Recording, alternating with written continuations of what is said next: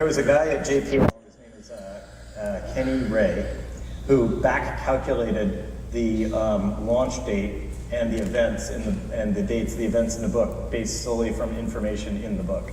But you know, Andy, we could feel that in the book. Yeah. We totally could feel all that. Maybe it only was a sentence, but we could feel it coming through. Excellent.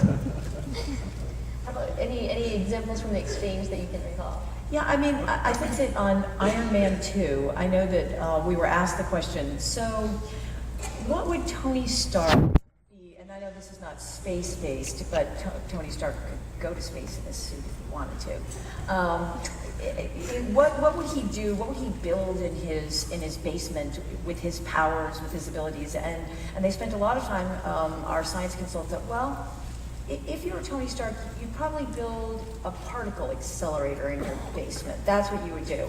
And so they really spent a lot of time figuring out how you would do that, what tools he would need, what his basement would have to look like, because it probably wouldn't look like my basement or your basement, to be able to build that particle accelerator. Yeah, the dead bodies would get in the way. Yeah, it'd be a lot in the wine. Yeah. My wine. Oh, yours is a little different. Yeah, so, yeah, definitely different than yours. And so they spent a lot of time actually thinking about that, and in Iron Man 2, that's what he does. So it's really interesting. Writers in particular, and I'm sure that you can relate to this, and you obviously too, that they really want to get down to the details. On Watchmen, the production designer had asked us, I don't want to just know what I need to put in the space that the camera is going to look at. I want to know what has to be. This was Alex McDowell, who has done a lot of big space-based movies. He worked on Minority Report. He's worked on a lot of science fiction stuff. He said, I want to know what's down the hall, around the corner, in the locked room as well, because I want to know what my characters are doing when they're not on camera. And so a lot of people, a lot of storytellers involved are very much down into those excruciating details that you reference to be able, as you say, the stuff that maybe makes it on the page is that one sentence, but all that you've gone into to get to that one shot is really important to them. And so I see that you've put that up on there. And this was actually a lead-in to you because this is, I don't know if it's clear that the Science Entertainment Exchange is a program of the National Academy of Sciences. We have been around since 2008, and this is my business card, but I wanted to show you the next, and this is an homage to you because we now have a new motto for the Science Entertainment Exchange. So you can go to the next one, which is Science. That's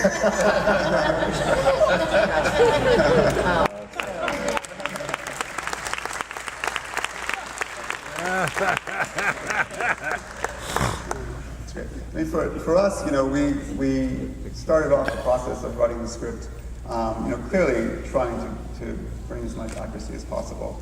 But one of the first things that we did was a list of everything that could possibly go wrong, because that's the basis of drama, it's the basis of how you tell these stories. And we had sort of a list of about 30 disasters and tried to imagine which ones we could actually incorporate into the drama that we could afford to do, for one thing, and that would be realistic. And we really drilled down on a number of things that appeared during the 6 episodes, but the very first scene in Mars will be the entry into the Martian atmosphere and the landing. And that is where I think we put the most attention in setting up the story of what happens with that first landing. And as you'll see in the series, we wanted them to miss their target. We wanted them to miss by a long enough distance that it would make it very painful for them to complete the mission, to really execute what they want to do.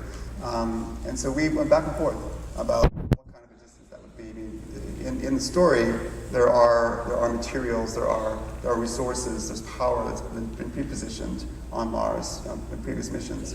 When the astronauts go up there to begin to form a colony, the very first kernels of the colony, we didn't want it to be so easy for them because it probably won't be, as Andy can attest to. And we went back and forth about what distance that would be and how it would work. And we had a great consultant, Dr. Bobby Braun, who really helped us to formulate the right sort of formula that wouldn't kill them, but would make it difficult enough for them to create the drama. And I think that kind of problem solving layering in science into the narrative is something that we continue to really go back and forth with on the show. And just as an aside, what is the source of power? You mentioned the source of power. Is it solar? Is it nuclear? It's a combination of solar and nuclear. Yeah, there's two different. The solar arrays are obviously, sort of the daily power sources, but once they get there, they have to come to the nuclear sources that are already positioned, and that's one of the problems that they have is how to get there, when they're X kilometers away. Yeah.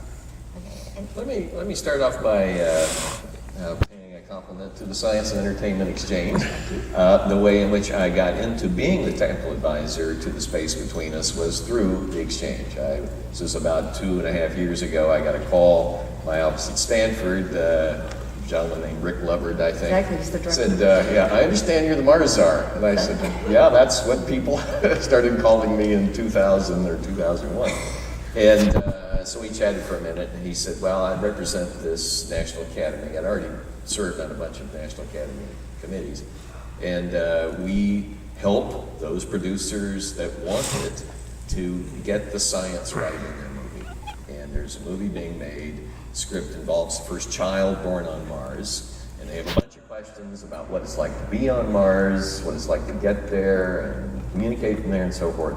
And would you be willing to do a consult with these folks? We'll fly you down there. Of course, it's pro bono. Yes. Everything is Services the National entirely Academy, just in case you get asked.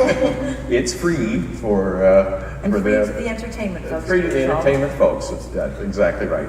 Anyway, so they flew me down to the home of one of the people who's involved in the movie at the time, and I spent a day with them and answered a whole flock of questions about Mars and getting there and living there and so forth. And one of the key elements, though, was what would happen, and you'll see the clip a little bit later, if the child gestated in 0G and was born right as you got to 3/8 G, which is the gravity of Mars, and then grew up in that environment, what might you expect? Now, this is highly speculative, except that one of the things I used to be was the director of NASA Ames. And NASA Ames is the home of space biology within the agency, within NASA, particularly fundamental space biology. And there had been some experiments done on board the shuttle with frog embryos that were born, gestated and born in 0G.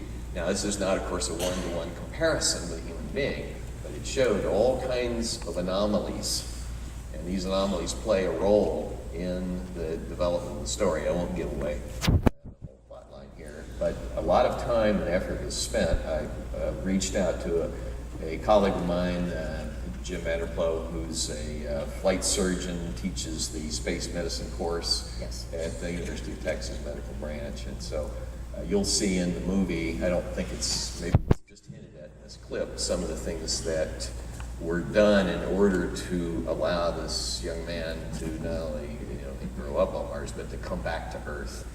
And so this, along with things like entry, descent, landing, how do you communicate in a movie and deal with the time gap, which you know from Andy, it could be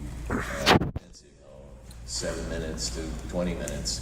So I invented something for them. I don't think they used the whole idea, using a quantum mechanical effect called entanglement that in principle could allow faster than light. Yeah. But hey, it's a I'm movie. still not buying it. Yeah, no,